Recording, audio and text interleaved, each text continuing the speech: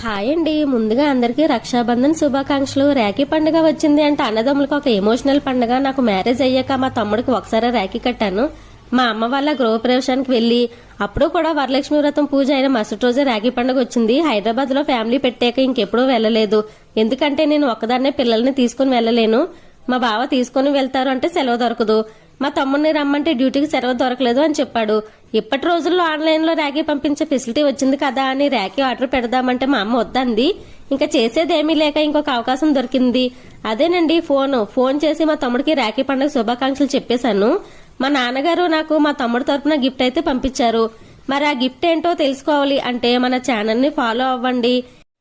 ఇంకా మా రాఖీ పండుగ మా పక్క క్వార్టర్స్ లో ఉండే అన్నయ్యకి రాఖీ కట్టాను. బ్లడ్ రిలేషన్ లేకపోయినా వీళ్ళని అన్నదమ్ములుగా అయితే భావించుకుంటాము. పిల్లలకైతే లాసతో రాఖీ కట్టించాను. ఎప్పుడో మార్నింగ్ కట్టవలసిన రాఖీ అన్నకి ఎక్కువ డ్యూటీలు ఉండటంతో నైట్ 8కి ఇంటికి వచ్చారు. ఆ టైంలో వెళ్లి రాఖీ కట్టాము. ఈ రాఖీ పండుగ వస్తే మా బావ చాలా ఎమోషనల్ అయిపోతారు. ఎందుకు అలా ఎమోషనల్ అయిపోతారో నెక్స్ట్ వీడియోలో చెప్తాను. వీడియో నచ్చితే లైక్ చేయండి, షేర్ చేయండి, సబ్స్క్రైబ్.